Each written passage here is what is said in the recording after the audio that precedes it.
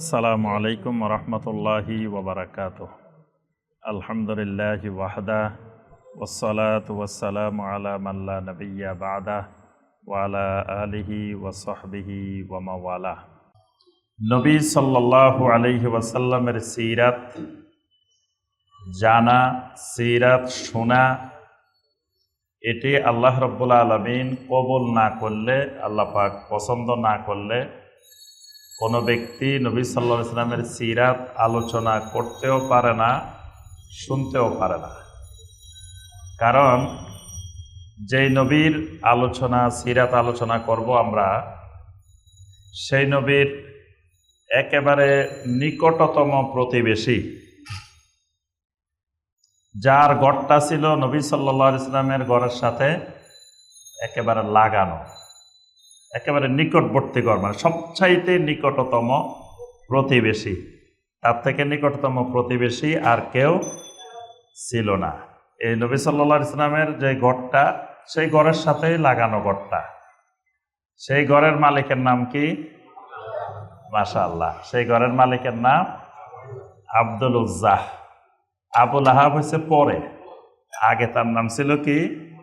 আব্দুল উজ্জাহ লানাতুল্লাহি আলাইহি।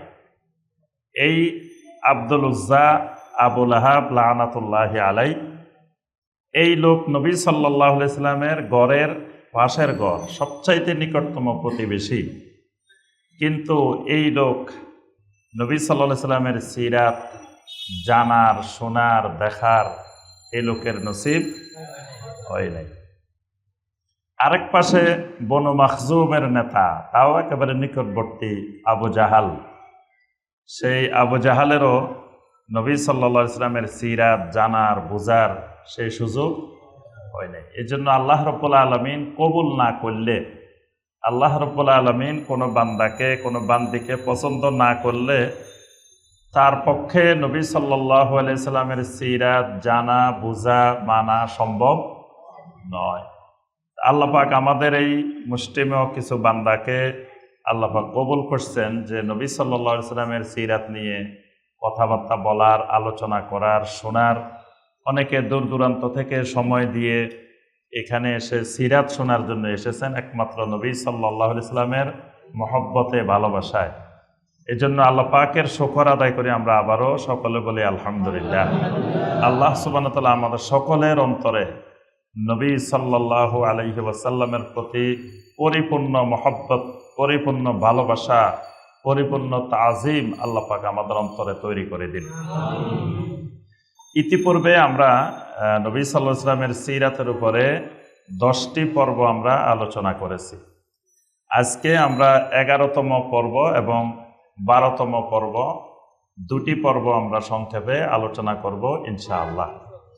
গত পর্বে আমরা সর্বশেষ কোন পর্যন্ত গিয়েছি মনে আছে? জি আলহামদুলিল্লাহ। নবুয়তের প্রথম 3 বছরের আলোচনা করছি আমরা, কিভাবে নবুয়তের সূচনা হয়েছে। এরপরে নবী সাল্লাল্লাহু আলাইহি ওয়াসাল্লামের আদ-দাওয়া আস-সিররিয়্যাহ, গোপনে গোপনে 3 বছর, নবুয়তের প্রথম 3 বছর নবী সাল্লাল্লাহু আলাইহি ওয়াসাল্লাম কিভাবে দাওয়াত দিয়েছিলেন, কারা কারা এই 3 বছরে ইসলাম গ্রহণ করেছিলেন, এই বিষয়গুলো নিয়ে আমরা গত সিরাতের আলোচনায়, গত পর্বে আলোচনা করেছি। আজকের 2 পর্বে আমরা যে বিষয়টি আলোচনা করব সেটি হলো আদ-দাওয়া আল-জাহরিয়্যাহ। 3 বছর পরে নবী সাল্লাল্লাহু আলাইহি ওয়াসাল্লামের দাওয়াত পদ্ধতিগত পরিবর্তন সূচিত হয়। আগে ছিল গোপনে গোপনে দাওয়াত, 3 বছর পরে শুরু হয় প্রকাশ্যভাবে দাওয়াত। তো এই প্রকাশ্যভাবে দাওয়াতের সূচনাটা কিভাবে হয়, এই দাওয়াতের প্রতিক্রিয়া কি কি হলো, এবং এই প্রকাশ্য দাওয়াতকে বাধাগ্রস্ত করার জন্য, ঠেকানোর জন্য কুফফারগণ, মুশরিকগণ কি কি পদ্ধতি অবলম্বন করলেন, এই বিষয়গুলো সম্পর্কে আমরা আজকের 2 পর্বে আলোচনা করব ইনশাআল্লাহ। প্রথমে আমরা 11তম পর্বে এই প্রকাশ্য দাওয়াতের সূচনা, আদ-দাওয়া আল-জাহরিয়্যার সূচনা কিভাবে হলো, কিভাবে নবী সাল্লাল্লাহু আলাইহি ওয়াসাল্লাম এই প্রকাশ্য দাওয়াতের সূচনা করলেন, এই বিষয়টা আমরা তুলে ধরার চেষ্টা করব ইনশাআল্লাহ। প্রথম 3 বছর গোপনে গোপনে নবী সাল্লাল্লাহু আলাইহি সাল্লাম বিভিন্ন জায়গায় একেবারে নিকটতম মানুষ যারা, পরিবারের মানুষ, নিকটতম বন্ধু বান্ধব, আত্মীয় স্বজন যারা একেবারে কাছাকাছি মানুষ, তাদের কাছে নবী সাল্লাল্লাহু আলাইহি ওয়াসাল্লাম দাওয়াত দিয়েছেন। 3 বছর পরে আল্লাহ রাব্বুল আলামিন সূরা আশ-শুআরার কিছু গুরুত্বপূর্ণ আয়াত নাযিল করলেন। এই আয়াতে কারিমার মধ্যে আল্লাহ রাব্বুল আলামিন বললেন, ওয়া আনজির আশীরাতাকাল আকরাবিন ওয়াখফিদ জানাহাকা লিমানিত্তাবা'আকা মিনাল মুমিনিন ফাইন আসাউকা ফাকুল ইন্নী বারিউম মিম্মা তা'মালুন। সূরা শুআরার 214, 215, 216। আল্লাহ রাব্বুল আলামিন নবী সাল্লাল্লাহু আলাইহি ওয়াসাল্লামকে নির্দেশ দিলেন, ওয়া আনজির আশীরাতাকাল আকরাবিন, এবার আপনি সতর্ক করেন। আনজির, আপনি সতর্ক করেন। কিসের থেকে সতর্ক করবেন? শিরিক থেকে, জাহান্নাম থেকে, জাহান্নামের আযাব থেকে এবং শিরকের ভয়াবহতা থেকে, কুফরি থেকে আপনি কি করেন?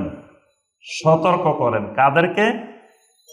আশীরাতাকাল আকরাবিন, আপনার নিকট আত্মীয় স্বজনকে, আপনার নিকট আত্মীয় যারা আছে এদেরকে আপনি সতর্ক করতে থাকেন। আপনি সতর্ক করার পরে মানুষ 2 ভাগে ভাগ হয়ে যাবে। আপনি যখন প্রকাশ্য সতর্ক শুরু করবেন তখন মানুষ কয় ভাগে ভাগ হবে? 2 ভাগে ভাগ হবে।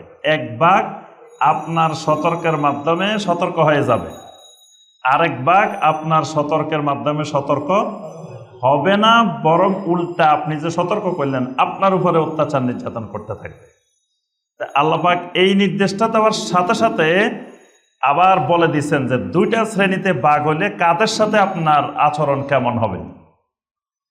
এর পরের আয়াতে আল্লাহ পাক বলছেন, ওয়াখফিদ জানাহাকা লিমানিত্তাবা'আকা মিনাল মুমিনিন, আপনার এই সতর্কতার পরে যে মানুষগুলো আপনাকে অনুসরণ করবে, আপনাকে ইত্তেবা করবে, আপনার ইত্তেবা করে যে মানুষগুলো মুমিন হয়ে যাবে, ওয়াখফিদ জানাহাকা, তাদের জন্য আপনার ডানা বিস্তার করে দেন। সুবহানাল্লাহ। এদেরকে আপনি আপনার ডানার ভিতরে ঢুকাই নেন। আপনি এদের প্রতি সদয় হয়ে যান, বিনয়ী হয়ে যান, এদের প্রতি ভালোবাসা বাড়াই দেন। ফাইন আসাউকা, আর যে মানুষগুলো আপনার নাফরমানি করবে, আপনার বিরোধিতা করবে, ফাকুল ইন্নী বারিউম মিম্মা তা'মালুন, তাদেরকে আপনি ঘোষণা দিয়ে বলে দেন, তোমরা যা কর্ম করো, যে শিরকি কর্ম করো, কুফরি কর্ম করো, এগুলোর সাথে আমি সম্পর্ক বিচ্ছিন্ন করে দিলাম। আমার সাথে তোমাদের এই শিরকি কুফরি কর্মকাণ্ডের কোনো সম্পর্ক নাই। সূরা আল হিজরের 94 এবং 95 নম্বর আয়াত আল্লাহ পাক নাযিল করলেন। এই আয়াতের মধ্যে আল্লাহ পাক বললেন, ফাসদা বিমা তু'মার ওয়া আ'রিদ আনিল মুশরিকিন ইন্না কাফাইনাকাল মুস্তাহজিইন। ফাসদা বিমা তু'মার, আপনাকে যা নির্দেশ দেওয়া হইল এগুলো ফাসদা, ফাসদা মানে প্রকাশ্যে জনসমক্ষে আপনি এটা প্রচার করতে থাকেন, ঘোষণা দিতে থাকেন। মানে এখন আর গোপনে গোপনে দাওয়াত দেওয়ার সুযোগ নাই। ফাসদা বিমা তু'মার, আপনাকে যে দাওয়াতের নির্দেশ দেওয়া হয়েছে এই দাওয়াত আপনি এবার প্রকাশ্যভাবে জনসমক্ষে আপনি দিতে থাকেন। ওয়া আ'রিদ আনিল মুশরিকিন, আপনি তো দাওয়াত দিবেন শিরকের বিরুদ্ধে, এজন্য মুশরিকেরা আপনাকে নিয়ে নানা ধরনের ষড়যন্ত্র করবে। ওয়া আ'রিদ আনিল মুশরিকিন, মুশরিকদেরকে আপনি এড়িয়ে চলেন। মানে আপনি আপনার দাওয়াত নিয়ে এগিয়ে যান, মুশরিকেরা ডাইনে বামে কি করতেছে না করতেছে এগুলোর দিকে আপনার তাকানোর চিন্তা ভাবনা করার দরকার নাই। এগুলার জন্য ইন্না কাফাইনাকাল মুস্তাহজিইন, পৃথিবীর যত মানুষ আপনাকে নিয়ে ঠাট্টা বিদ্রূপ করবে, আপনাকে নিয়ে ষড়যন্ত্র করবে, এদের দায়িত্ব আমি আল্লাহ নিজে নিয়ে নিলাম। সুবহানাল্লাহ। আপনি এদেরকে নিয়ে চিন্তা করার দরকার নাই। ইন্না কাফাইনাকা, আমি আল্লাহ নিজেই আপনার জন্য যথেষ্ট হয়ে গেলাম। আল মুস্তাহজিইন, যারা আপনাকে গালমন্দ করবে, ঠাট্টা বিদ্রূপ করবে, আপনাকে অত্যাচার করতে চাইবে, আপনাকে হত্যা করতে চাইবে, এদের সবার জন্য আমি আল্লাহ দায়িত্ব নিয়ে নিলাম, এদের মোকাবেলা করব আমি আল্লাহ। আপনি ফাসদা বিমা তুমার, আপনি আবার জনসমক্ষে প্রকাশ্যভাবে আপনি দাওয়াতের কাজ শুরু করে দেন। আবার সূরা আল আরাফের 158 নম্বর আয়াত নাজিল করে আল্লাহ পাক জানাই দিলেন, কুল ইয়া আইয়ুহান নাস ইন্নী রাসূলুল্লাহি ইলাইকুম জামিআ। সব নবীকে আল্লাহ বলছেন, হে নবী আপনি দাওয়াত দেন, ইয়া কাওমি ইবুদুল্লাহ মা লাকুম মিন ইলাহিন গায়রু, হে আমার কওম, হে আমার জাতি, তোমরা একমাত্র ওই আল্লাহর গোলামি করো যে আল্লাহ ছাড়া আর সত্য কোনো মাবুদ নাই। সব নবীর দাওয়াত ইয়া কওমি। আর নবী সাল্লাল্লাহু আলাইহি সাল্লামকে আল্লাহ পাক বললেন আপনি ইয়া কওমি বলা যাবে না, আপনাকে কওমের জন্য পাঠাই নেই। আপনি ঘোষণা দিবেন কি, ইয়া আইয়ুহান নাস, কুল ইয়া আইয়ুহান নাস, হে রাসূল আপনি ঘোষণা দেন ইয়া আইয়ুহান নাস, হে সব মানুষেরা, পৃথিবী আসমান জমিনে যে জায়গায় মানুষ আছে সব মানুষ, যদি মঙ্গল গ্রহে মানুষ থাকে তাদের জন্য, চাঁদে মানুষ থাকলে তাদের জন্য, আরো যত জায়গায় মানুষ আছে আমরা জানি না তাদের জন্য, ইন্নী রাসূলুল্লাহি ইলাইকুম জামিআ, তোমাদের সকলের জন্য আমি আল্লাহর রাসূল। সুবহানাল্লাহ, ইন্নী রাসূলুল্লাহি ইলাইকুম জামিআ, জামিআ মানে সবার জন্য।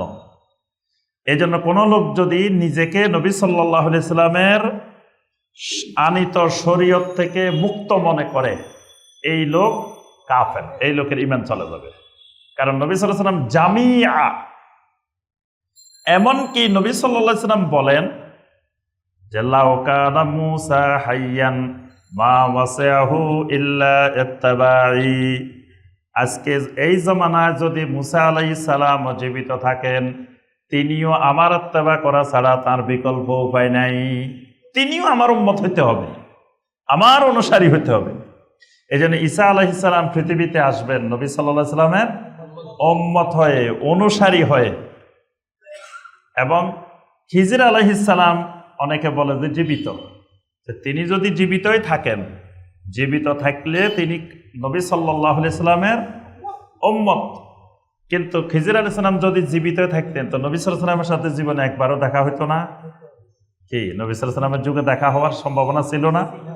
তিনি পৃথিবীতে বেঁচে আছেন আর আল্লাহ রাসূল সাল্লাল্লাহু আলাইহি সাল্লাম আসছেন, উনি আমাদের দেশের সব ওলিদের সাথে আসি দেখা করে, বাংলাদেশে আসি দেখা করে, উনি বাংলাদেশে ঘুরে কেন? উনি তো নবী সাল্লাল্লাহু আলাইহি সাল্লামের সাথে দেখা করার কথা, কে বলেন? এবং যারা জান্নাতের সনদপ্রাপ্ত আল্লাহর ওলি, সেই আবু বকর সিদ্দিক রাদিয়াল্লাহু তাআলা আনহু, ওমর ইবনে খাত্তাব রাদিয়াল্লাহু তাআলা আনহু, উসমান ইবনে আফফান রাদিয়াল্লাহু তাআলা আনহু, আলী ইবনে আবি তালিব রাদিয়াল্লাহু, তাদের সাথে তো দেখা করার কথা।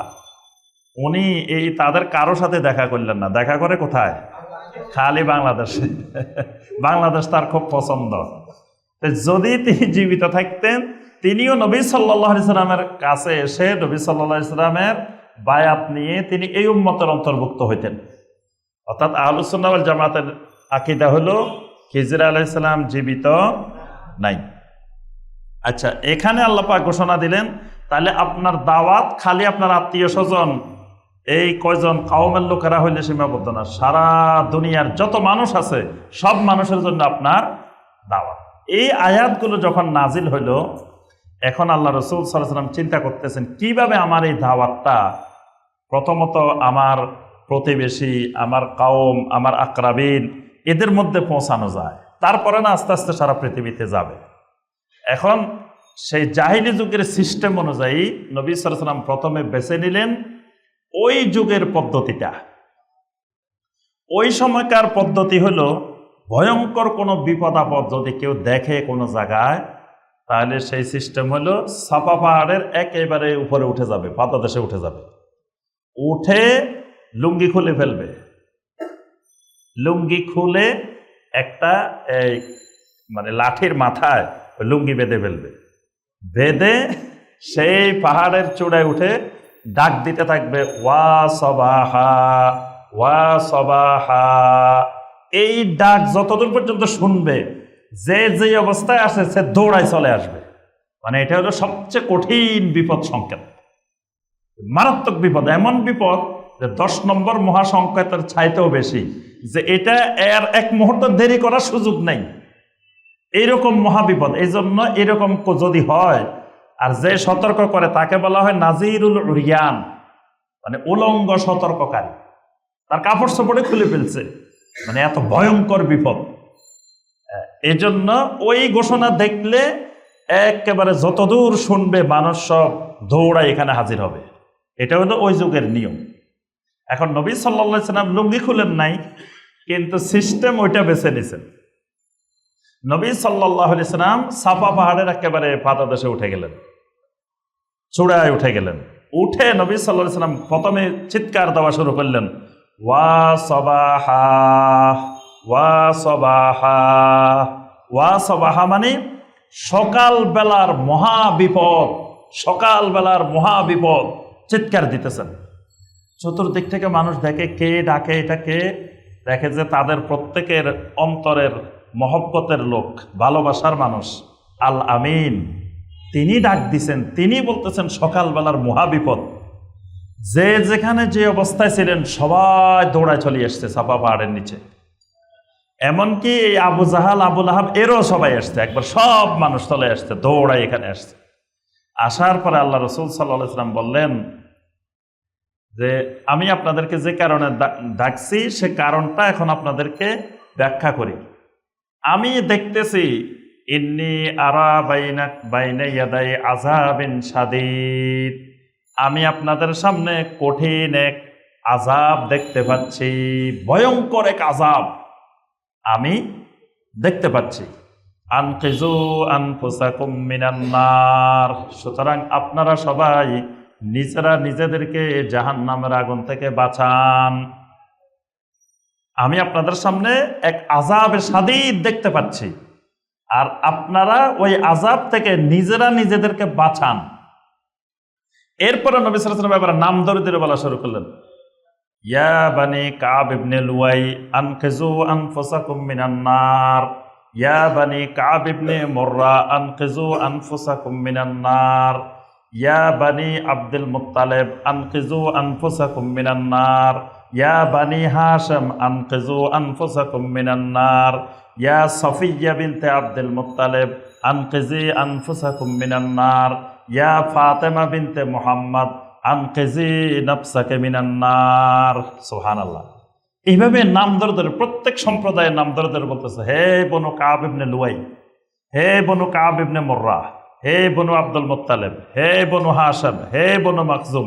এইভাবে সবাই নাম দেয় এবং তার ফুফুর নাম ধরে, হে সফিয়া ইবনে আব্দুল মুত্তালিব, সফিয়া বিনতে আব্দুল মুত্তালিব। আপনারা সকলে, এমনকি নিজের মেয়ের নাম ধরে বলছেন, ইয়া ফাতেমা বিনতে মুহাম্মদ।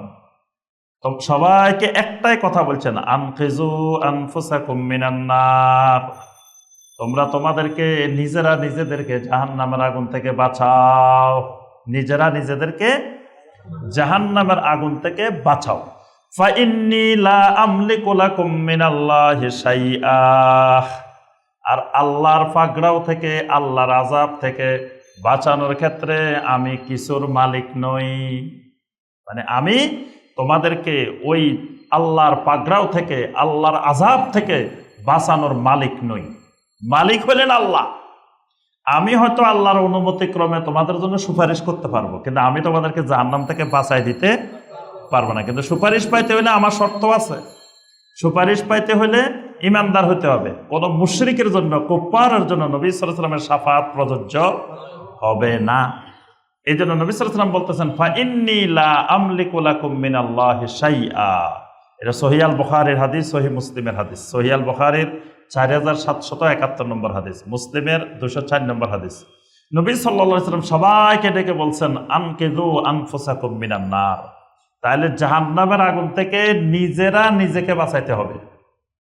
যদি মনে করি আমাকে আমার পীর সাহেব হুজুর বাঁচাই দিবে, আমাকেও মুক আল্লাহর ওলি বাঁচাই দিবে, এটাও শিরকি ধারণা, এটাও শিরকি ধারণা। কেউ কাউকে জাহান্নামের আগুন থেকে বাঁচাইতে পারবে না। এই জন্য নবী সাল্লাল্লাহু আলাইহি ওয়াসাল্লামের দাওয়াতের মধ্যে নবী সাল্লাল্লাহু আলাইহি ওয়াসাল্লাম স্পষ্ট করে দিলেন, আনকিজু আনফুসাকুম মিনান নার, তোমরা তোমাদের নিজেদেরকে জাহান্নামের আগুন থেকে বাঁচাও। ফাইন্নী লা আমলিকু লাকুম মিনাল্লাহি শাইআ, আমি তোমাদেরকে আল্লাহর আযাব থেকে বাঁচানোর রক্ষা করার মালিক নই। এই মালিকানা আল্লাহ আমাকে দেন নাই। আচ্ছা, এইভাবে নবী সাল্লাল্লাহু আলাইহি ওয়াসাল্লাম খুব আবেগ জড়িত কণ্ঠে, কান্না জড়িত কণ্ঠে কাওমের কাছে এই দাওয়াতটা তুলে ধরলেন।